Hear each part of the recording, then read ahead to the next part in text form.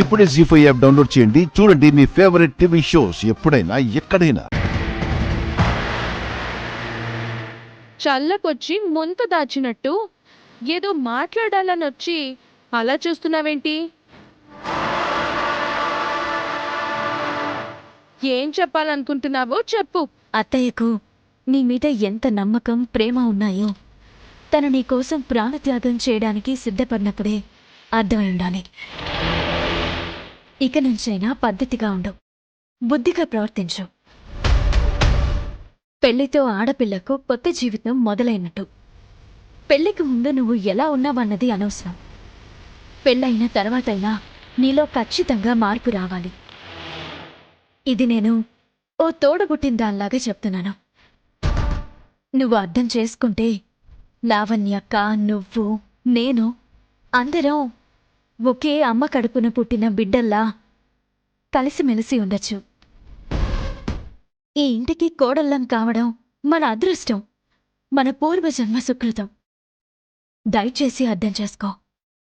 ఆ నాకు ట్యూషన్ చెప్పమని నేనేమైనా నిన్ను అడిగానా?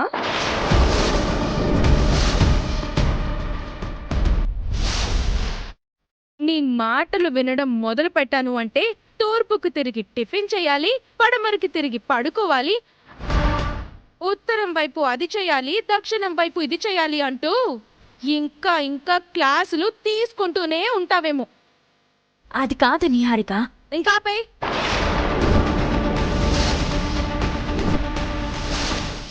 ఇంకాపై నువ్వు లెక్చరర్వి కాదు, నేను స్టూడెంట్ని కాను. We are enemies, only enemies. పాము ముంగిసలం.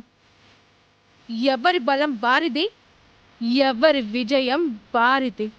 అర్థమైందా? ఇప్పుడు నేను గౌతమి కూతుర్ని కాదు, వేదవతి కోడలిని.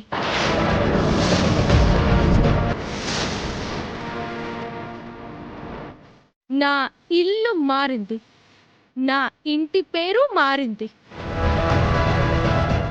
నేను ఎలా ఉండాలో చెప్పడానికి నువ్వెవరివి? నువ్వు ఎలా ఉండాలో నేను చెప్తాను. నా స్థానం తరువాతే నీ స్థానం. నీ లిమిట్స్లో నువ్వుండు.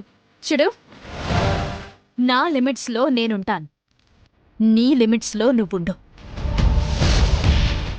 ఒక్క విషయం గుర్తుపెట్టుకో, నువ్వు రెండో కోడలివి అయినా నీకంటే ముందొచ్చిన కోడల్ని నేను.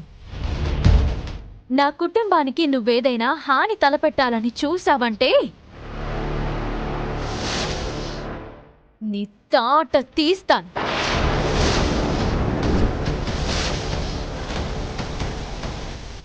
గుర్తుపెట్టుకో.